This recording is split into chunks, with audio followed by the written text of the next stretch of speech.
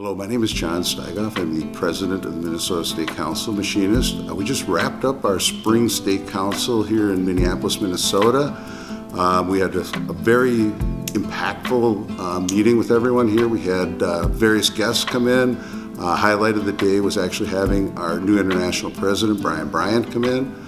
Brian spoke quite extensively on the changes that the campaign for the Committee of the Future, is putting on. There'll be a lot of changes coming up at the convention this fall with that, so the group was very receptive in hearing the new international president, thanking him for coming.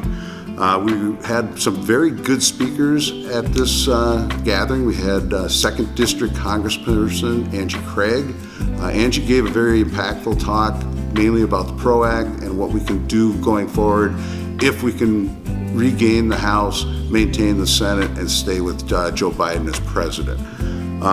We moved then into Sam Cicinelli. Sam is the new General Vice President of the Midwest Territory. Sam laid out his new vision for our territory, the Midwest Territory, which we're all part of up here.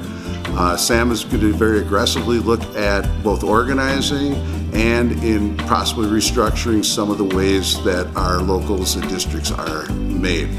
Sam made 2 very key presentations while he was here. He made a 50-year presentation to Sister Mary Sansom, and he made a 30-year presentation to myself.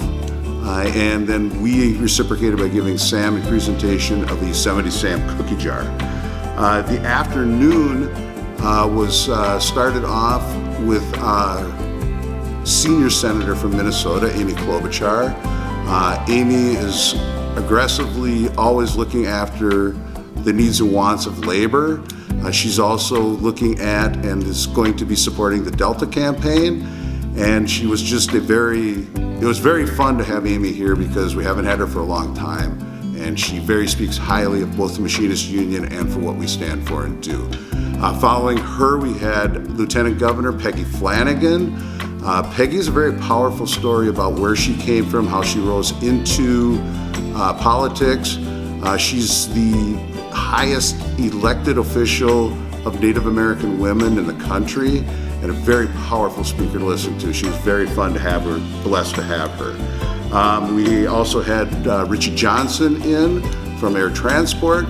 Richie gave some very interesting updates as to how they're down negotiating through the RLA. They're not dragging their feet, they're keeping the employers to the fire, and they've actually gotten contracts way faster and way better than they ever have in the future. He talked about some of the organizing opportunities they have, and again, it was fun to have Richie here. It was the first time we had an air transport GVP here, so it was fun to have him.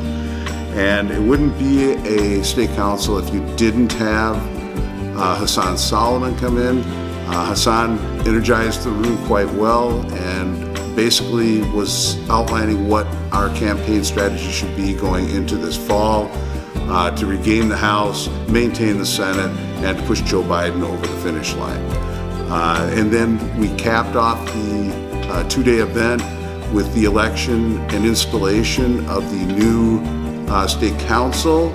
And we have a new state council president who will be taking over, Janet Koch. She is the directing business representative at District Lodge 66.